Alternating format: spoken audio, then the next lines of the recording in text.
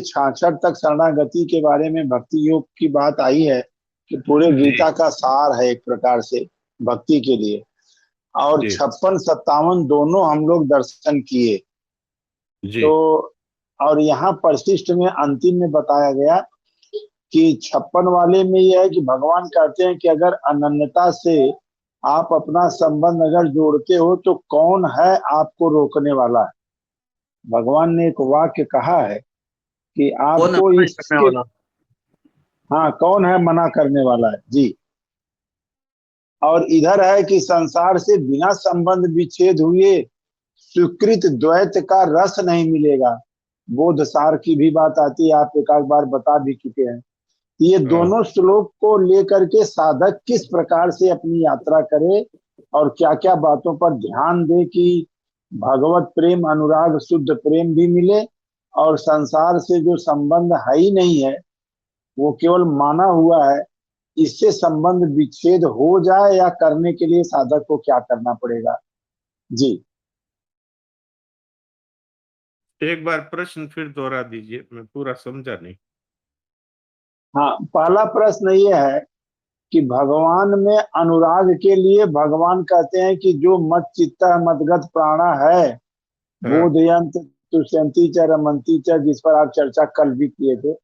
तो इसके जी आधार पे भगवान इस 56 में संकल्प लेके बैठे हुए हैं कि यदि आप ये कह देते हो कि मैं केवल भगवान का हूं, दूसरा मेरा कोई है नहीं, तो हाँ जी। आपको इसके लिए कौन मना करने वाला है। अच्छा हाँ, मत प्रसादात, ये पृष्ठ संख्या 1203 में बाएं तरफ नीचे है। अच्छा। पृष्ठ संख्या 1203 बाईं तरफ नीचे। बाईं तरफ नीचे। हाँ, हाँ मत प्रसादात की 4 लाइन जरा आप पढ़ दें, फिर इसके बाद आगे बात हो। हाँ।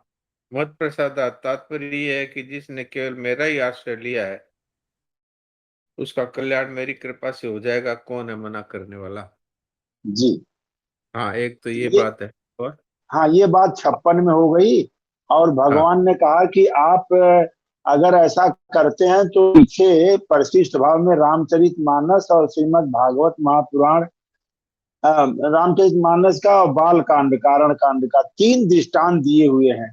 तो तीनों दृष्टांत को भी आप ले करके हम लोगों को बताएं कि ये भगवान का आश्रय कितना मजबूत है और हम कितने हल्के में इसको ले लेते हैं। जबकि भगवान कहते हैं कि तुम्हारे किसी जन्म के किसी विकार पे हमारी दृष्टि जाती ही नहीं है, ऐसा कैमरा हमारा है। हाँ ये जी। 56 हो गया।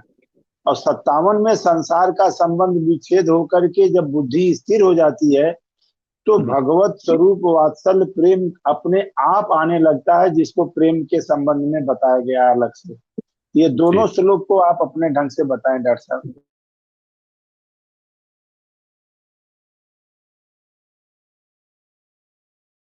किसी ने मेरा आश्रय ले लिया है तो उस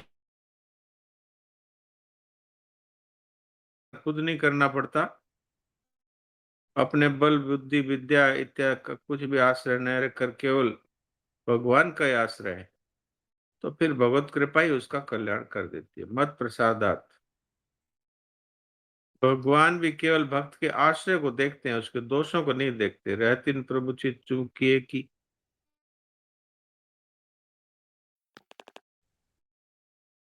एक बाण करुणा निदान की, सो प्रिय जाके गति नान की। तो ये तो भगवान तो इसलिए हम हमारे दोष देखते ही नहीं। इसमें एक बहुत गहरी बात है। गहरी बात यह है कि भगवान स्वयं ही सब कुछ बने। तो भगवान है वो जानते हैं कि जो मैं हूं निर्दोष, ऐसे ही मेरा अंश है ये वास्तव में निर्दोष है। शरणानंद जी महाराज ने ये नहीं कहा कि तुम दोषी हो, ये नहीं कहा। उनके पास एक सज्जन आए, वो बहुत रोने लग गए बहुत देर तक। बाद में शरणाजी जी महाराज ने उसको पूछा कि भाई आप क्यों रो रहे हैं? बोले मैं बहुत बड़ा पाप।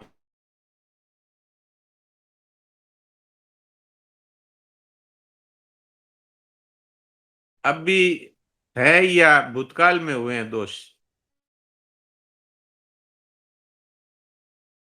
तो वास्तव में गया, वर्तमान में आप निर्दोष हैं कि नहीं? हाँ, अभी तो निर्दोष हूं।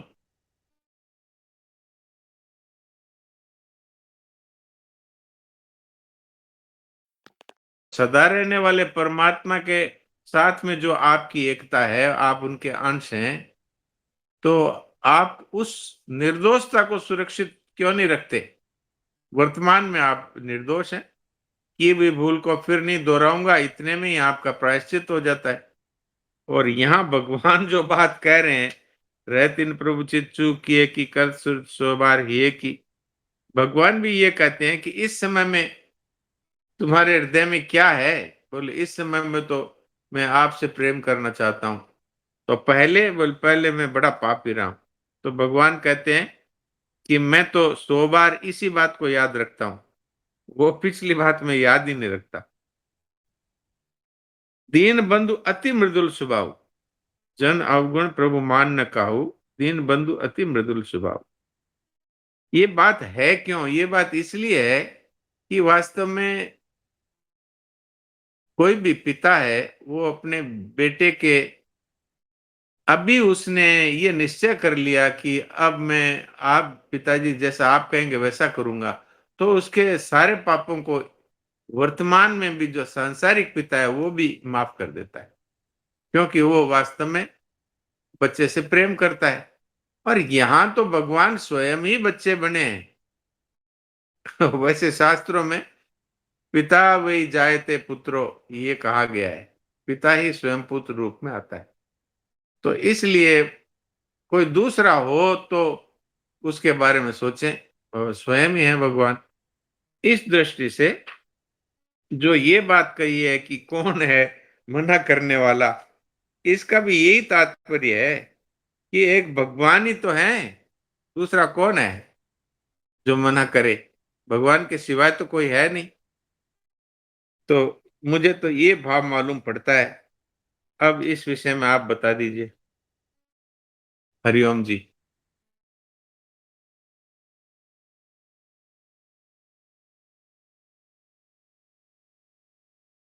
हाँ नारायण डॉक्टर नारायण। साहब। हरिओम जी। जैसे हाँ बोलो हाँ तो आवाज। मेरी आवाज नहीं हाँ, आ रही क्या सुरेश जी? नहीं नहीं, सुनाई पड़ी डॉक्टर साहब, आपकी आवाज पूरी सुनाई पड़ी। हाँ, तो मैंने जो बातें कही वो, उसमें आपको यदि फिर कोई बात है तो बोलिए। नहीं, प्रश्न नहीं है, बिल्कुल नहीं है, बिल्कुल नहीं है। जी। किसी भाई बहन को और कोई जिज्ञासा इसके अतिरिक्त अगर खड़ी हो रही तो लोग रख सकते हैं, क्योंकि भगवान की तरफ से तो पहले से सब उद्देश्य निर्धारित है, तभी यहाँ तक ले आए हैं। और इसके बाद स्वामी जी महाराज याद भी दिला दिए हम लोगों को। तो वास्तव में मना करने वाला कौन है, इसका गहरा रहस्य ये है कि दूसरा कोई है ही नहीं। तो कौन मना करेगा? मुझे तो डॉक्टर साहब इसमें ये दिखता है कि जी। जैसे मान लीजिए राजस्थान के किसी जिले में कोई साधक है, तो वो बहुत ज्यादा से कोई बात अगर डराएगा मानेगा तो उसको अपने मोहल्ले में, अपने क्षेत्र में, अपने जिले के लोगों से या किसी से भय होगा। लेकिन अगर वहां के डीएम से और डीआईजी से, मुख्यमंत्री से दोस्ती हो जाए, पहचान हो जाए, तो छाती फुला के घूमने लगेगा। लेकिन हाँ। उसको और जिले से और प्रदेश से और देश से तो खतरा बना रहेगा, डर के मारे। अब ये जो भगवान कह रहे हैं, ये तो तीन लोक चौदह भुवन के समस्त प्राणियों के मालिक हैं। और ऐसे मालिक हैं कि शरीर वाला इनके यहाँ क्या कोई बदमाशी कर सकता है? जिसकी धड़कनें ही इनकी कृपा से चलती हों, जिसकी शरीर और संसार केवल उनके प्रकृति के अधीन हो, ऐसे भगवान कह रहे हैं कि तुम मेरे आश्रय में आ जाओ तो मेरी प्रकृति भी तुम्हारे अनुकूल हो जाएगी, और तुम्हारे सारे प्रारब्ध, वो कैसे कहते हैं कि ज्ञान अग्नि सर्व कर्माणि भक्त भस्मसात कुरुते, तथा सारा ज्ञान सारा पाप दोष सब मैं मिटा दूंगा। तो और इसके बाद 10वें अध्याय के 10वें 11वें श्लोक में कहते हैं कि तुम्हारे मन बुद्धि प्राण अगर सब कुछ से तुम हमारे शरण में हो गए तो बुद्धि योग और ज्ञान योग दोनों मैं तुमको बिना मांगे दे दूंगा, तो बाकी बचा क्या। इस भगवान की कृपा में कह रहे हैं कि 3 लोक 14 भुवन में कौन है तुमको रोकने वाला मना करने वाला। इससे बड़ा आश्रय संबल धरती पे है क्या कोई जीवधारी देने वाला है, ये तो भगवान है। क्यों डॉक्टर साहब। बिल्कुल बिल्कुल, आपने ठीक ही कहा कि जब जिसकी दोस्ती राजा से हो उसको कर्मचारियों से क्या डर है। क्या कह रहे हैं। बिल्कुल ठीक है। तो राजा खुद ही कह रहे हैं कि भाई मैं तुम्हें अपने प्रेम के सागर में ले लेता हूं, तो अब कौन है जो वो मना कर सकता। जी। और इसमें डॉक्टर साहब 56 वाले में एक और बात बड़ी अच्छी आई है। आपकी आपको मतलब थोड़ा सा दृष्टि के लिए कह रहे हैं कि ये क्या लिखा हुआ है स्वामी जी महाराज ने। जी। 1203 पेज पे दाहिने तरफ ऊपर से 2 लाइन छोड़ के, जी। कि असत संसार का आश्रय लेकर भगवान से विमुख रहता है, जी। तब तक भगवत कृपा उसके लिए फलीभूत नहीं होती, हाँ। अर्थात उसके काम में नहीं आती। हाँ। परंतु यह मनुष्य हाँ, परंतु यह मनुष्य भगवान का आश्रय लेकर ज्यों ज्यों दूसरा आश्रय छोड़ता जाता है, त्यों ही त्यों भगवान का आश्रय दृढ़ होता चला जाता है, और ज्यों ज्यों भगवान का आश्रय दृढ़ होता चला जाता है, त्यों त्यों भगवत कृपा का अनुभव हो जाता है। कि अरे मैं कहाँ अज्ञानता में पड़ा था, कि ये बात मुझे साधक संजीवनी से गीता जी के माध्यम से पारायण काल में ये बात पता चली। कहीं कहने सुनने से या सपना में ये बात नहीं है, जागृत अवस्था में ये बात पता चल गई। जब सर्वथा भगवान का आश्रय ले लेता है तब उसे भगवान की कृपा का पूर्ण अनुभव हो जाता है। अब इससे ज्यादा क्या स्वामी जी हमको आश्रय बताएंगे। जी डॉक्टर साहब। बिल्कुल बिल्कुल बिल्कुल। और इसमें महाराज जी तो बार बार ये बात कहते ही हैं, और यहाँ भी कही है कि ये जो हमारा भगवान के प्रति जो समर्पण है ये कुछ नया नहीं है, क्योंकि भगवान ने पहले ही हम सबको शरण में ले रखा है। अगर शरण में नहीं ले रखा होता तो हमें किस वर्ण में जाना है, किस घर में जन्मना है, ये हमने थोड़ी निश्चय किया था। तो इससे सिद्ध होता है, और हमारे जीवन में भी क्या क्या होना है सब भगवान की तरफ से विधान होता है। इससे सिद्ध होता है कि भगवान ने तो कभी हमें अपने से अलग किया ही नहीं। हमने ही जो जड़ता का आश्रय ले लिया था, धन का, मकान का, परिवार का, विद्या का, पद का, बुद्धि का इत्यादि, तो ये आश्रय हमने छोड़ दिया कि हे प्रभु आपके सिवाय हाँ, मेरा। तो फिर कोई नहीं। भगवान ये कहते हैं कि जिसने केवल मेरा ही आश्रय ले लिया उसका कल्याण तो मेरी जिम्मेवारी है, कौन है मना करने वाला, मेरी कृपा से ही हो जाएगा। तो इसलिए ये बिल्कुल ठीक आपने बताया। और ये जो और बात किसी कही, भाई बहन जो को। जी जो जो जी जी। आश्रय छोड़ेगा हाँ त्यों त्यों वैसे वैसे। उसको भगवत कृपा का अनुभव होगा। इसमें भी और गहरी बात यह है कि हाँ, आश्रय में जो और त्यों नहीं लगता है। अगर हमने निश्चय कर लिया कि इसमें दम नहीं है तो हम उससे समर्थ का आश्रय ले लेते हैं, तो फिर इसमें ज्यों और त्यों की कोई जरूरत नहीं। और ये गहरी बात है। तत्काल हाँ, तत्काल हो जाता है। महाराज जी ने ये बात अलग से कही है कि भाई जैसे ज्ञान में मनुष्य को तत्काल बोध हो जाता है, ऐसे ही भक्ति में शरणागति स्वीकार करते ही वो सारा काम फिर भगवान करते हैं, इसलिए उसका तो तत्काल ही काम हो जाता है। इसलिए हम लोगों को ये स्वीकार करना चाहिए कि भाई जिसका हमने आश्रय ले रखा था उसका हमें पता लग गया कि इसमें दम नहीं है, तो सर्वसमर्थ का आश्रय ले लिया तो तत्काल ही होता है। बस इसमें ज्यो ज्यो और त्यों त्यों वाली बात नहीं माननी चाहिए अपने को, साधकों के लिए। जी। जी डॉक्टर साहब, स्वामी जी महाराज कहते हैं कि जैसे यहाँ लिखा है ज्यों ज्यों त्यों त्यों, लेकिन वो हाँ कहते हैं कि यदि आप पकड़ लिए सही ढंग से, या मेरी हाँ बात समझ लिए कि आपको बात अभी समझ में नहीं आई, या हाँ आई बात अलग है, लेकिन अगर आप मेरी बात को मान लिए कि हाँ अभी बात नहीं समझ में आया, लेकिन स्वामी जी जो बात कर रहे हैं, गीता जी की बात कर रहे हैं, संतों के अनुभव की बात कर रहे हैं, बात तो ये सच्ची है, तो आपने इस बात को जैसे ही स्वीकार किया, तो जब बस। ही तब वाली बात हो जाती है, ज्यो ज्यो त्यों त्यों वाला नहीं है मामला इसमें जी। हाँ बिल्कुल बिल्कुल। जब ही तब ही। हाँ, ये तो साधकों को एक प्रकार से थोड़ा कि भाई संसार में हम इतने फंसे हुए हैं तो एकदम से कैसे हो जाएगा, तो इसलिए महाराज जी ने एक ये तरीका बता दिया, भाई जैसे जैसे तुम छोड़ोगे वैसे वैसे ही जो वैसे भगवत वैसे। शरणागति है वो प्रकट होती जाएगी। लेकिन जी हम बहुत लोग सही। जो इतने समय से साधन कर रहे हैं, उनको तो ये समझना चाहिए कि ये तो कोई शरणागति नई चीज नहीं है। मैं कई बार ये बात आपकी सेवा में रख भी चुका हूं कि जब दोनों तरफ की दोनों पार्टी है ना, उनमें से एक पार्टी ने पहले से ही स्वीकार कर रखा है, तो फिर उसमें दूसरी पार्टी को तो खाली बोलना है कि बस।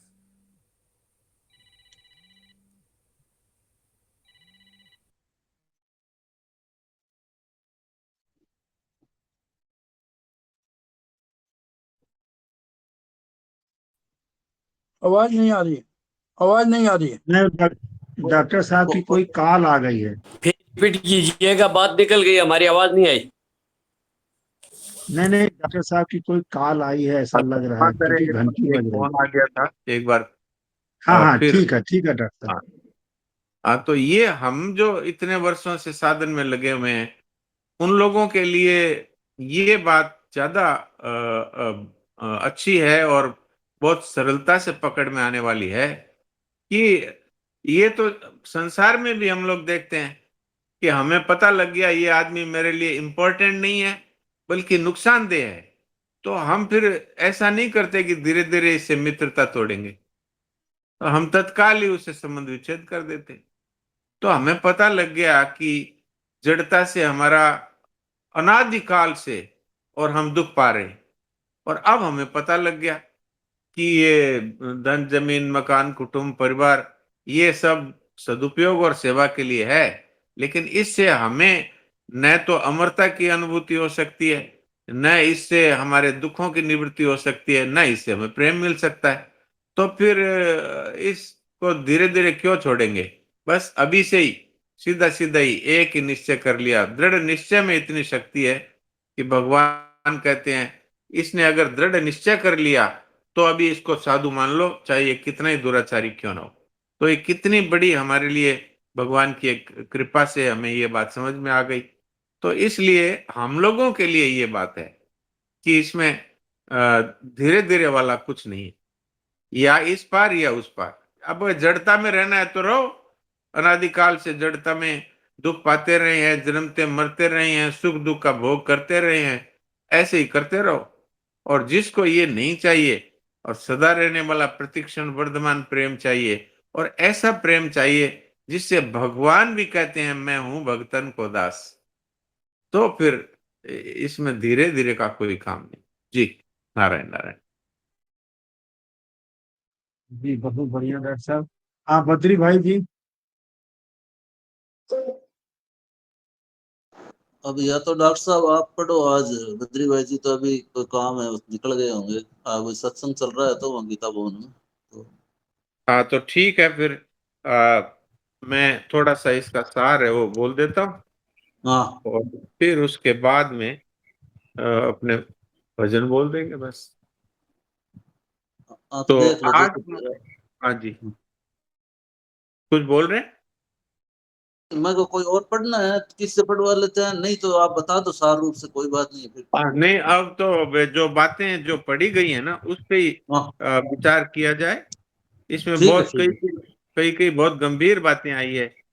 प्रेम संबंधी विशेष बात में नित्य योग में योग, और फिर नित्य योग में वियोग, और फिर वियोग में नित्य योग, और फिर वियोग में वियोग, ऐसी बहुत सारी बातें आई है।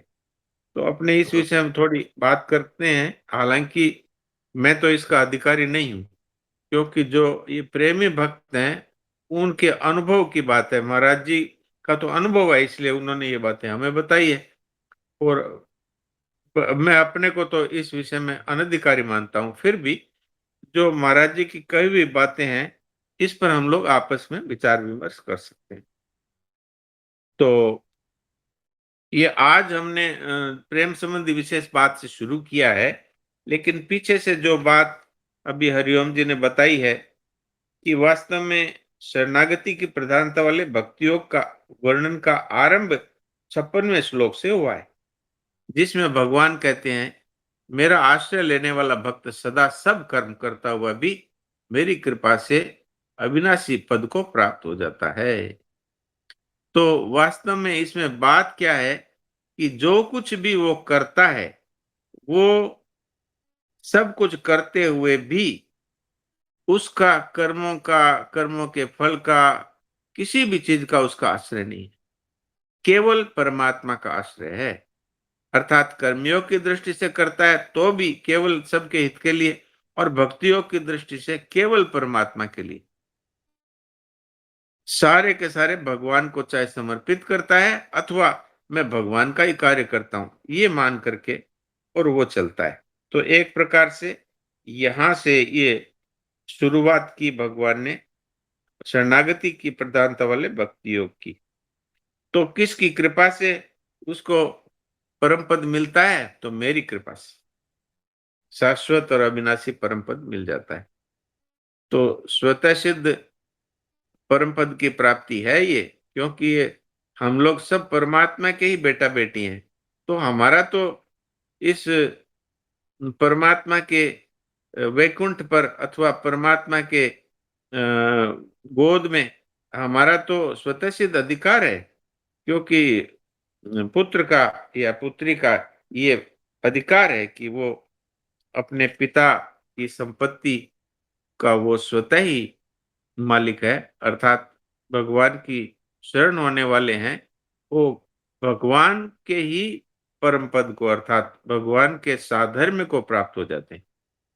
तो एक तो ये बात 56वें में आई, और 97वें में आई,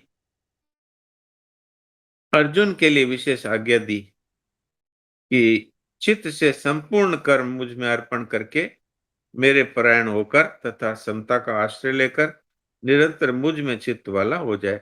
यहाँ पर कर्म करते हुए भी और हर समय मेरे ही में चित्त तेरा लगा रहना चाहिए, ये बात भगवान अर्जुन को एक प्रकार से विशेष रूप से आज्ञा देते हैं। तो संतों ने भी कहा है कि हाथ काम मुख राम हृदय सांची प्रीत। तो यही गृहस्थी संत की उत्तम रीत बताई संतों ने। तो यदि हम सब कार्य भगवान के लिए ही करते हैं अथवा जो भी कार्य हम सबके हित की दृष्टि से करते हैं, वो सारे सारे कर्म भगवान को अर्पित कर दो।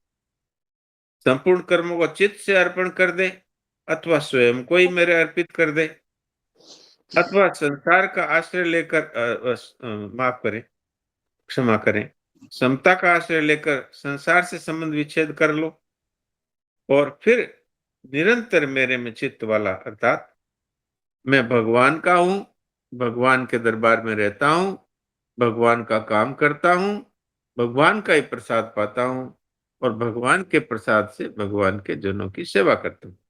इस तरह पंचामृत का आश्रय लेना है, यही वास्तव में चेत सा सर्वकर्माणि मयि सन्न्यस्य मत्पर है, यही है। इसमें समता स्वतः ही आ जाएगी। अब ये प्रेम संबंधी विशेष बात में भगवान ने इसका फल बताया है कि अगर सब कुछ भगवान के अर्पण कर देंगे तो संसार से हमारा नित्य वियोग हो जाएगा,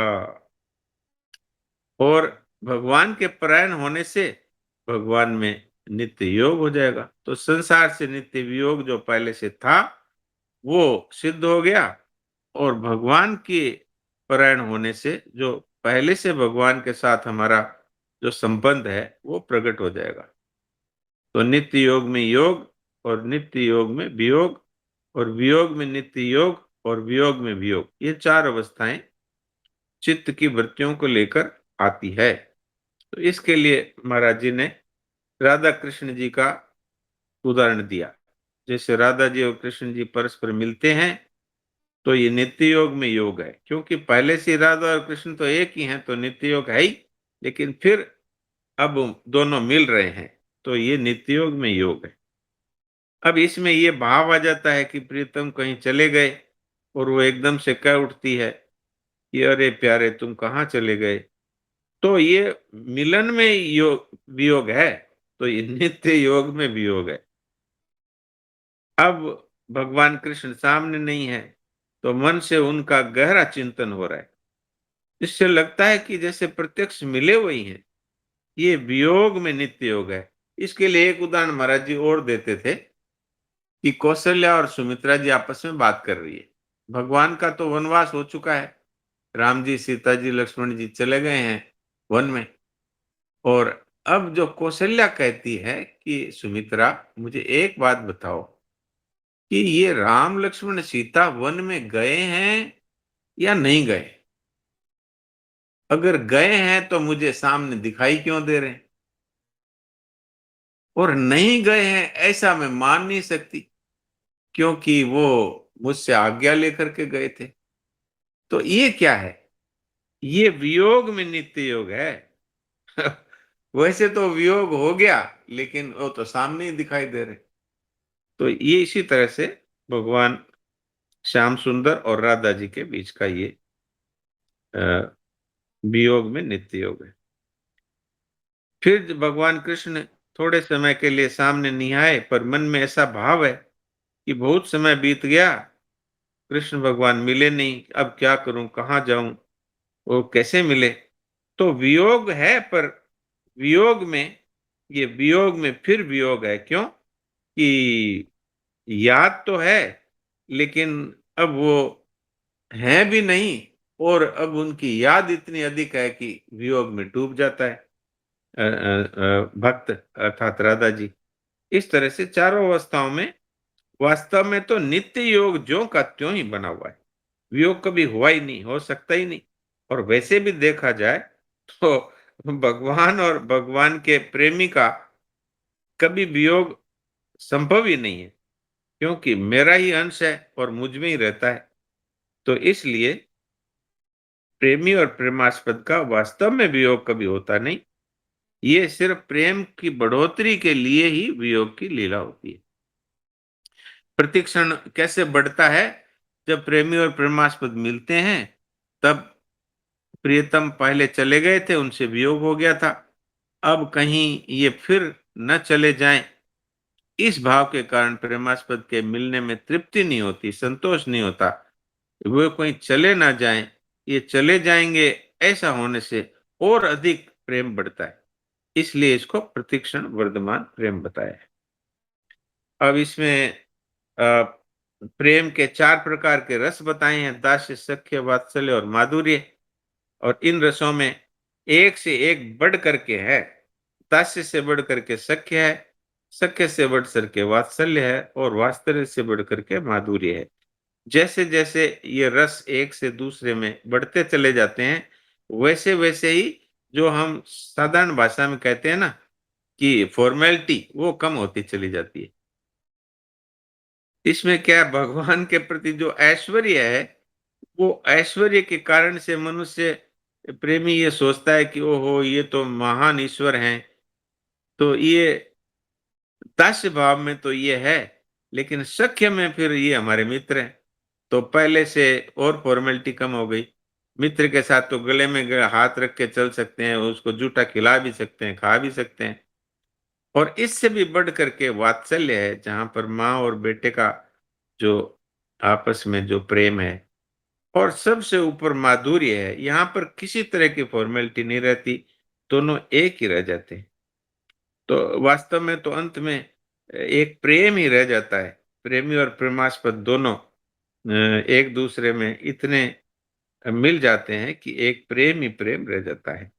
तो इस तरह से ये महाराज जी ने जो बातें कही, इनमें कुछ बातें जो समझ में आई आपकी सेवा में रख दी। नारायण नारायण। अब किसी का कोई प्रश्न हो तो वो करें। सर प्रणाम। प्रणाम प्रणाम। हाँ बोलिए बोलिए, हाँ भैया बोलिए, आप बोलिए।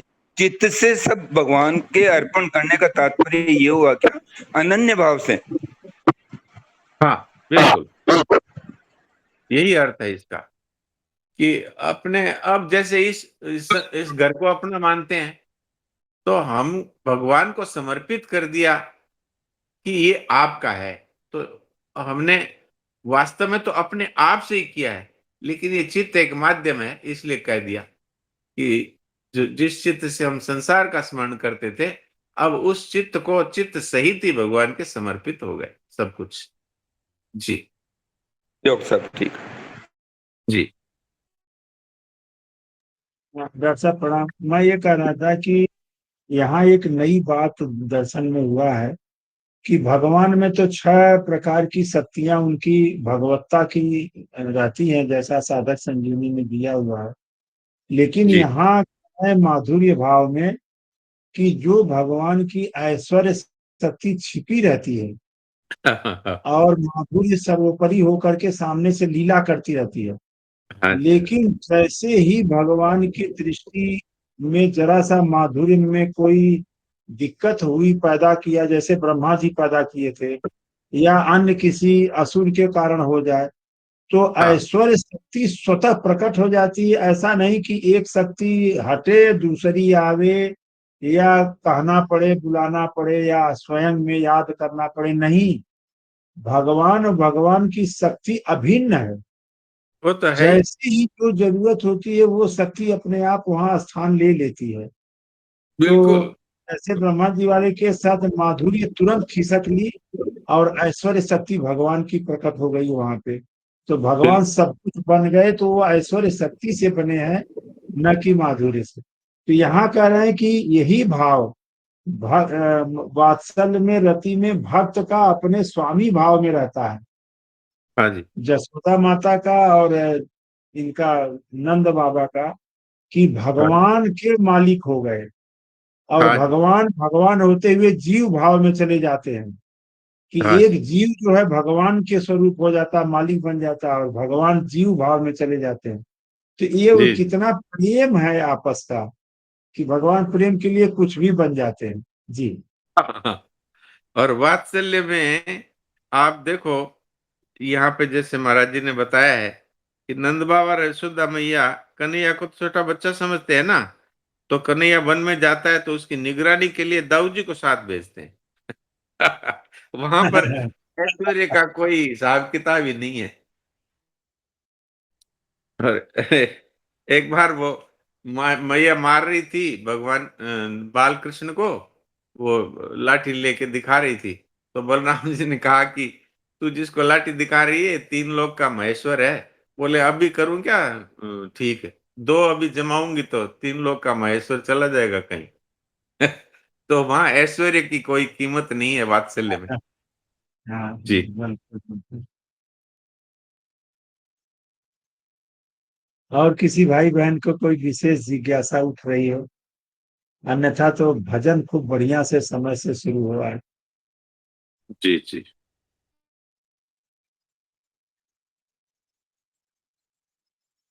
एक छोटा सा मेरी जिज्ञासा थी डॉक्टर साहब। हाँ ये बोलिए। जो 1207 पे टिप्पणी नीचे दी हुई है, हाँ जी 1207 पे नीचे टिप्पणी दूसरी वाली, हाँ जी। तो दूसरी अभेद और वाली ये है कि अभेद और अभिन्नता। तो जब दो से एक हो जाते हैं तो अभेद हो जाता है, ये बात तो समझ में आई। हाँ और जी जब एक हो जाकर, एक से जब दो होते हैं प्रेम के लिए, तब हाँ अभिन्नता हो जाती है। तो हाँ अभिन्नता और आत्मीयता दोनों में क्या अंतर है? आत्मीयता और अभिन्नता में कोई अंतर है क्या? कोई अंतर नहीं है। यहाँ उदाहरण दिया है, दोनों अच्छा। मित्रों में भीतर से घनिष्ठता होने से, भीतर से तो घनिष्ठता है ना, तो हाँ घनिष्ठता हाँ। होने से भिन्नता रहती है। और अभिन्नता जितनी गाढ़ होती है उतना ही माधुर्य रस प्रकट होता है, इसी को प्रेम रस कहते हैं। भगवान भी इस प्रेम रस के लोभी हैं। इस प्रेम रस का स्वादन करने के लिए भगवान ये पूरी सृष्टि की रचना करते हैं। क्योंकि भगवान का अकेले मन नहीं लगता, किसी का भी नहीं लगता। तो इसलिए इन्होंने इस सृष्टि की रचना की जिससे कि प्रेम जो है वो प्रकट हो। तो अभिन्नता वही वही है वास्तव में। तो दोनों में कोई फर्क नहीं है, आत्मीयता और अभिन्नता एक ही है। आत्मीयता का अर्थ ही है कि जैसे आप हैं वैसे ही मैं हूं। ये भगवान जीव को छोटा नहीं मानते हैं, ये तो जीव है जो प्रकृति के वश में होने से ये तुच्छ हो गया। नहीं तो भगवान तो आप देख लो, दो सखा एक पेड़ पे बैठे हैं, ये आता है। तो सखा मानते हैं भगवान, तो भगवान अपने से नीचा बनाना ही नहीं जानते। ये तो भक्त अपनी मर्जी से दास्य भाव स्वीकार करता है, लेकिन भगवान तो किसी को अपना दास बनाना ही नहीं जानते। वो तो सखा बनाते हैं या माता बनाते हैं या पिता बनाते हैं, किसी को भी। आप बता दो, भगवान कृष्ण ने किसी को दास बनाया क्या? बता दो। सुदामा को मित्र बनाया, वो तो कहता है मैं आपका दास हूं, लेकिन नहीं, भगवान तो सबको अपने समान ही समझते। जी। तो सुरेश जी, अब क्या भजन सब ये बोले? जो वियोग की चर्चा, मुझ में तो इसमें वियोग में वियोग ज्यादा आकर्षित कर रहा है। हाँ सही है, आप सही कह रहे हैं। उसमें उसमें तो हर समय ही मनुष्य का प्रेम रस में सराबोर ही रहता है। इसी को वियोग में डॉक्टर साहब, इसी को कहते हैं कि प्रतिक्षण वर्धमान प्रेम, हाँ जी, हाँ जी। प्रतिक्षण वर्धमान प्रेम।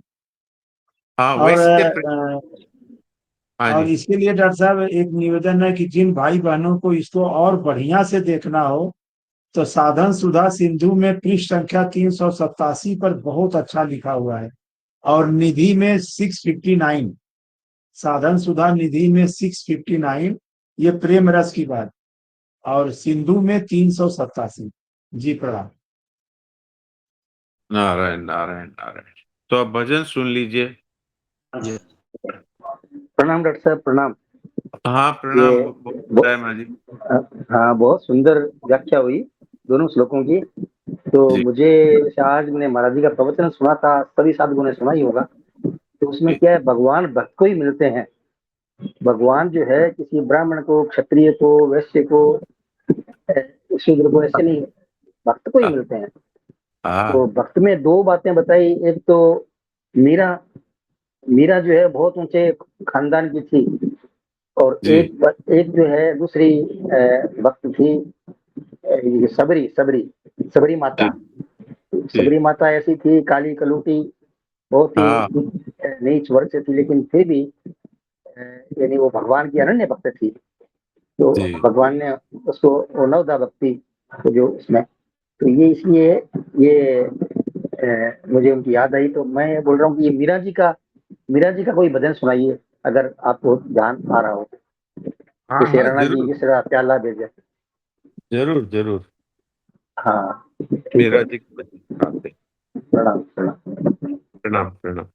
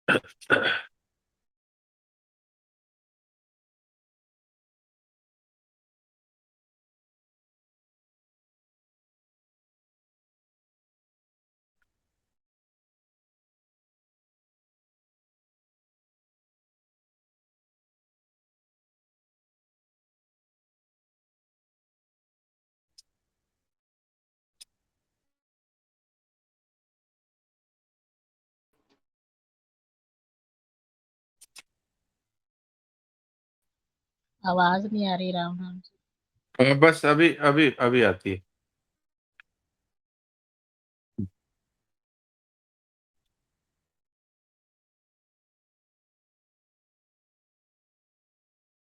आखड़ियां झाई पड़ी